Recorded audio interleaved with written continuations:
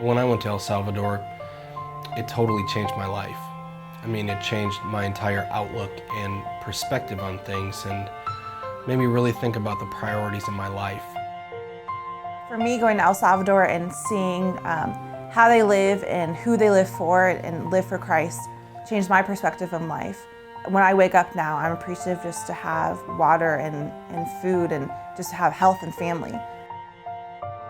Probably the most important thing was the people we met that were so happy of the support that the St. Anne's people had given them that they were literally crying.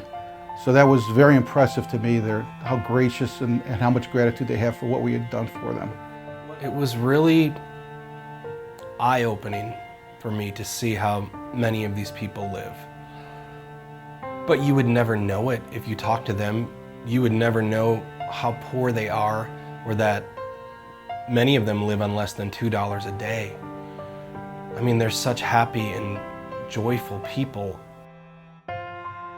If a child is old enough to carry food, to carry their siblings, and to work around the house, that's what they do.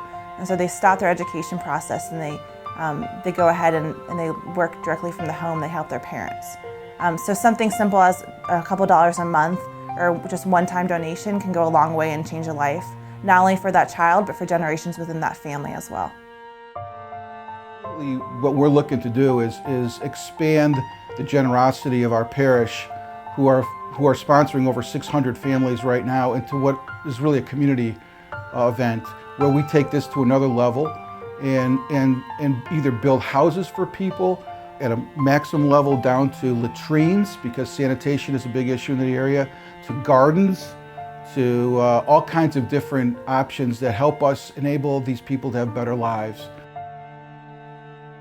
God gets lost to us and we get lost in this clutter of what society prioritizes for us. But in El Salvador, they prioritize God first. He feels more present because we hide him and bury him under all these other things. When we were fixing a roof in a village, all we did was nail a couple pieces of plastic on the roof. But the old woman who lived there was so happy that she wanted to give us her last 3 ears of corn. She was so grateful. I mean, she had nothing, but yet she wanted to give that to us. The reason I got involved with Unbound was because my company does a lot with nonprofits and charities. And although they're all well-meaning, some are not well-run. Some don't have processes in place and they're incredibly ineffective. Some have executives with opulent offices and exorbitant salaries. Some get so big that they're bureaucratic and don't get anything done. So when I thought about supporting Unbound, I wanted to check it out for myself. So Father Plant and I went to El Salvador, and what we saw was amazing. They had an organization in place where caseworkers who were making $3,000 a year, not $3,000 a month, $3,000 a year, were working day and night ministering to the poor.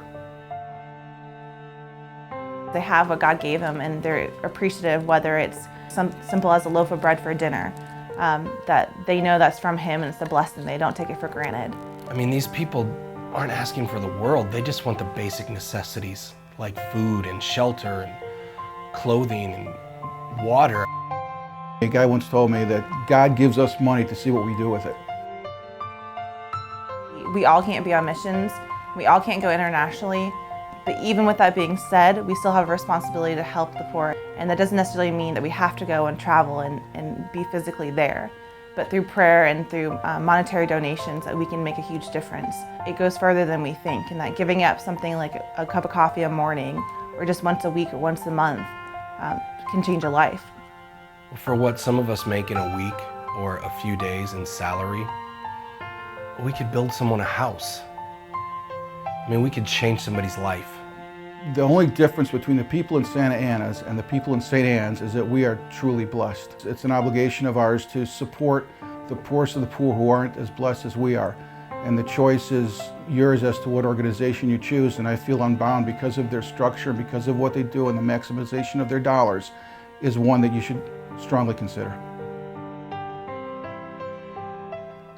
This past Sunday, I preached about the miracle of giving. And as I preached, I thought about Father Roger coming this weekend, preaching to you about being part of the miracle.